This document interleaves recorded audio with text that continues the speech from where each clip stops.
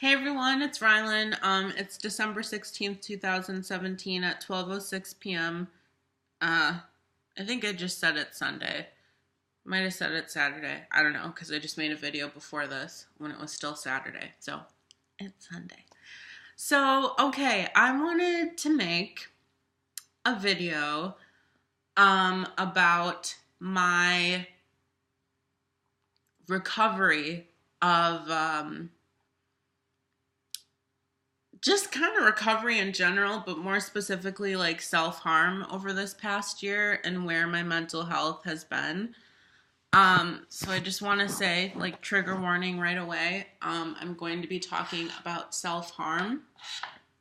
I don't plan out my videos, so I don't know how in depth I'm gonna go, but if you know me, if you watch my channel, I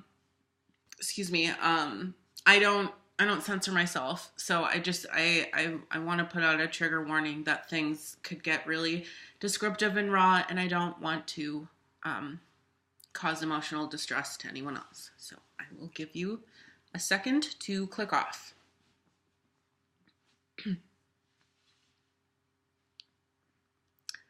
Okay, so if you're still with me, hello.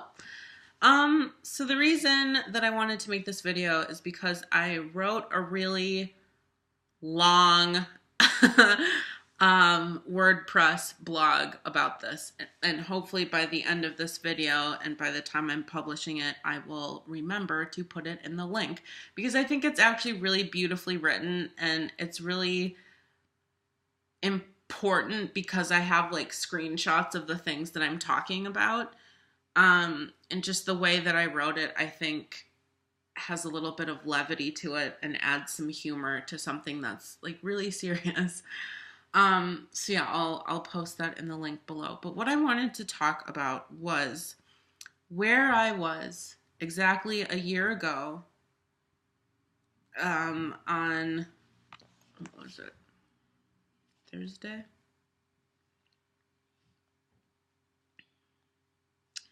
A year ago on Thursday. Yep.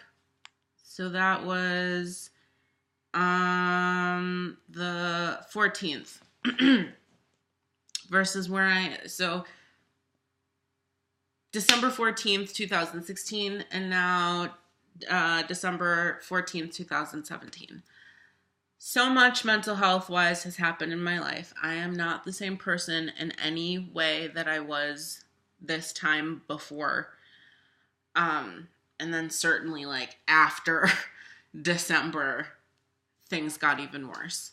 So brief history, if you don't watch my videos and have no idea what was going on, and I don't even know that I really made videos when this shit was going down. I mean, certainly not talking about what was going on. Like after I kind of came out of the fog is when I opened up about my mental illness and I started talking about things, and now I'm an advocate and I openly share my struggles with mental health, but I certainly wasn't like talking about it on my YouTube.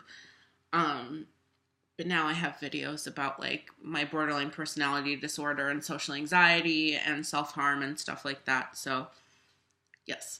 But basically, so last year in 2016, on December 8th was the first time that I self-harmed.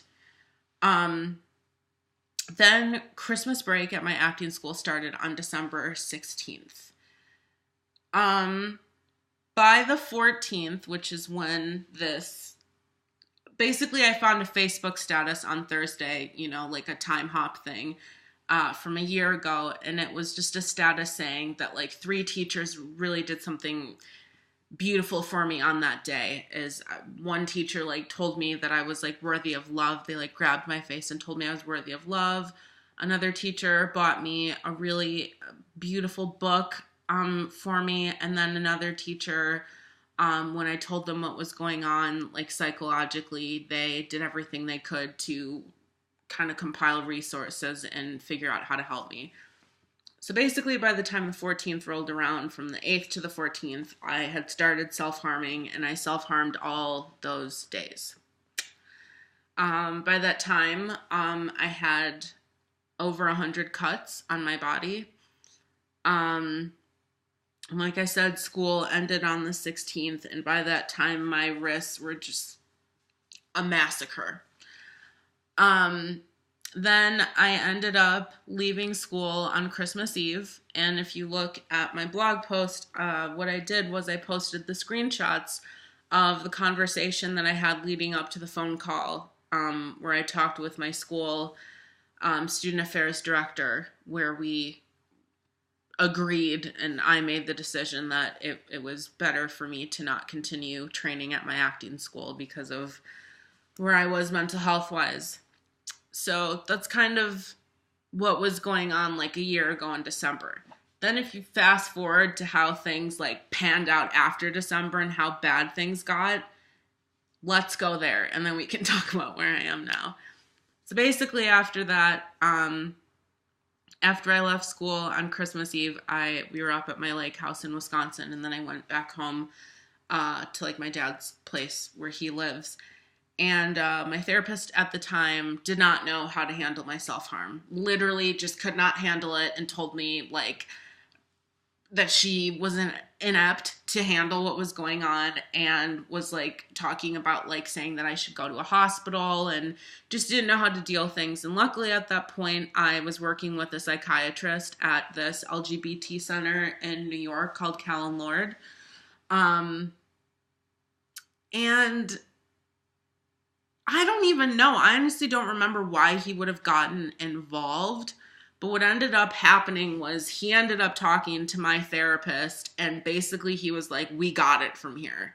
Like, you are relieved of your duties. We have it from here. And the plan is that I was going to return home in January and begin therapy. We're going to do it twice a week. I was going to do therapy twice a week to really get in there and start fixing some things. But from December until March, I was self-harming consistently. At the time, the longest that I would be able to go would be 7 days without self-harming. And then always on that 7th night, I would do it. So I was never really able to get over that week hump. And yeah, like I said, it was basically every day. My pattern would be is that I would drink every single night, and that went on for, I mean, in this section of my life, that went on for, I don't know. I didn't stop drinking until like October, which is like almost 3 months ago. So that went on for like almost a year, like drinking almost every single night. And then I would dissociate, and then I would self-harm. That was just my pattern. I would drink, dissociate, and then self-harm. Because when I would be self-harming, I would be so dissociated that I didn't know what was going on. I would be so out of my body that almost self-harming was a way to kind of ground myself and bring me back to reality and remind myself that I was real and alive, which when you are numb and your body and your mind is disconnected and you are physically hurting yourself with a sharp object, you can't really feel that, so it's not really doing what it should be doing, which is like having the sensation of pain and putting yourself back in your body. It didn't have that effect. Because what would happen would be I was so drunk and I was so dissociated that I would make one cut and it would hurt. But then I would just keep going and going and going and going because I didn't feel anything. And I know that's really graphic, and I told you guys it was going to be, but I'm speaking my truth, and this is just, sorry, this is how things are for a lot of people. Cutting is a lot more common than people like to talk about or admit. So I'm just sharing my story and personally what I went through. So that cycle went on for months. And even when I was in therapy, I was still cutting. I mean, I was honest about it. It wasn't a secret. Like, that was one of the main things, that we were keeping an eye on. The interesting thing is we never sat down and talked about, like, why do you cut yourself? Because to this day, I don't have a concrete answer. I don't even want to say theories, but I have reasons why I think eventually it led to that, but we never sat down and thought and said, like, what is the reason you're doing this? Because the fact of the matter is I have a lot of, you know, outside environmental factors and a lot of predispositions and a lot of mental illness that it makes sense that this is the way that I would choose to cope with things. So it was really, in those beginning stages of therapy, was addressing like the other things that were going on in my life and then how that affected my self-harming. Because I remember writing one time, like, we haven't talked about why I do this to myself, because it was still a mystery at the time. And it still kind of is. Like I just said, I don't have one specific reason. There is not one event that says this is why you did it. It's like a whole shitstorm of things was like, hey, let's try this as a way to deal. So anyway, things were just so bad, y'all. A year ago, not even at this time, we'll fast forward and say that like it's January right now. Where I was in January and February was the darkest times of my entire life. I completely lost who I was. And I don't say that lightly. I do not say like, oh, I was a mess. I mean, I 100% lost who I was as a human being. I had turned into this mess, this monster that was just abusing alcohol and hurting themselves every single night. I would call my dad sometimes at 3 a.m. or 6 a.m. crying, drunk, after just, you know, had cut myself like 15 times and saying, I don't know who I am anymore. I don't know why I'm so sad. I don't understand what's going on. And it was just a really, really scary fucking time. And I've had a lot of traumatic things happen to me. The most notable would be my mom dying when I was 23 and then being sexually assaulted a couple years ago. So those were two very traumatic things that happened, obviously, like out of the blue, because my mom's death was unexpected. So both of those things were really horrible, and that was a darkness in and of itself, but this was like an even deeper hole. So from January to March, when things turned around and I stopped self-harming, I would just spend my days in bed and sleeping and watching Netflix, but sometimes sleeping for like 18 hours and just going to therapy 2 times a week. Now at that point it was 3 pretty much, because I was meeting with my psychiatrist weekly as well, just kind of as another form of support. And I don't even think we really adjusted my meds that much, but it was like, things were really bad. We looked into an intensive 5-day-a-week program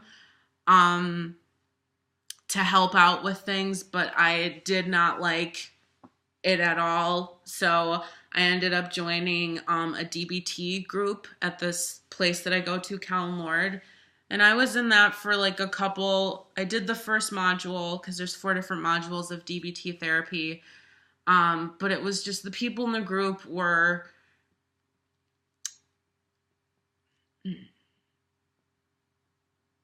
I don't know how to put it. Just basically, my therapist and I agreed. Here, I was higher functioning than a lot of people that were in that group. A lot of people were really struggling with stuff, and the people that were monitoring it kind of had a difficult time like reining everyone in. So it caused more harm than it did good for me. So I stopped going to that, but I still, right now, I still go to therapy 3 times a week. So yeah, things were not good. And yeah, I just wasted my days. I mean, I took a break from acting. I said, I'm done. I'm not in an emotional space where I can be going on auditions or whatever. So I fucking dyed my hair pink. So if you go way back to my videos, my hair is like pink and blue, because that was kind of a way of me asserting to myself and perhaps the outside world, like, I am done acting right now. Because I'm not going into an audition looking like this. I looked like a goddamn Easter egg because my hair was like buzzed and pink, and it was horrible. It looked bad then, and now looking back, I'm just like, what happened? But anyway, so then in March is when things really started to change. I don't know. I don't know what happened, but something changed because that's when I stopped cutting. I'm 9 months clean now of self-harm. 9 months and 2 weeks. And I just looked at my counter, and on my counter, this app that I have, it's called No More, it says that I reset my counter 10 different times. So that was 10 times that I tried, and 10 times that I wasn't able to succeed at stopping self-harming. And now the fact that it's a year later and I'm in a completely different place mentally is just like mind-blowing. Because even another level on top of it is my drinking has completely changed. One of the things that I never talked about on my YouTube channel, and I'm still really not comfortable talking about now, but I will just say, is that I don't drink anymore. I mean, I'm not like sober in the sense like I'm never going to drink again. If I go out, I'm not going to drink, but I'm not drinking every single day anymore. And I'm certainly not drinking alone like I used to anymore. That stopped a couple months ago when I was in that show because I was just like, I don't have time to be doing this because I needed to be so focused on the show and not allowing my mind to be clouded by alcohol. And I've just kind of stuck with it. The show started in October and now, it's the middle of December and I don't do that anymore, which is really great. But anyway, so I'm sure there's more to the story, but that's about it. That's kind of the arc of what's happened over the past year. I'm in regular therapy, like talk therapy 2 times a week, and then I do EMDR on Fridays, but I just found out that my therapist is leaving. So that's happening. But yeah, at one point, months ago, I was like, I think I need another day of therapy because like, there's so much that we're trying to tackle. There's so many diagnoses. There's so many things that I struggle with that just because I'm not cutting anymore and now just because I'm not drinking anymore, that doesn't mean things are solved. Gross. Basically what it just means is that the dangerous, life-threatening behavior is now not in my life anymore.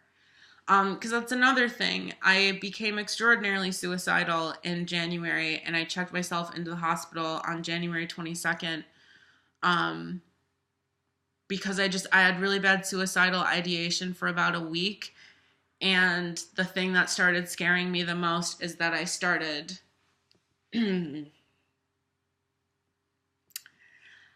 I started getting scared because I started cutting vertically.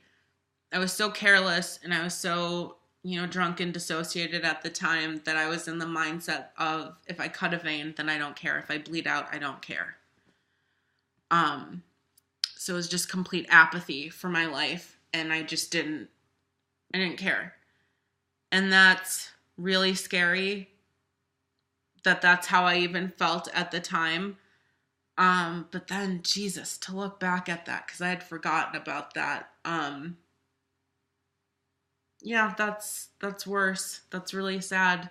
It's really sad that I was at that point in my life that I just had such reckless disregard for my existence. Because if you look at me now, a couple weeks ago, okay, no, it was at the end of November.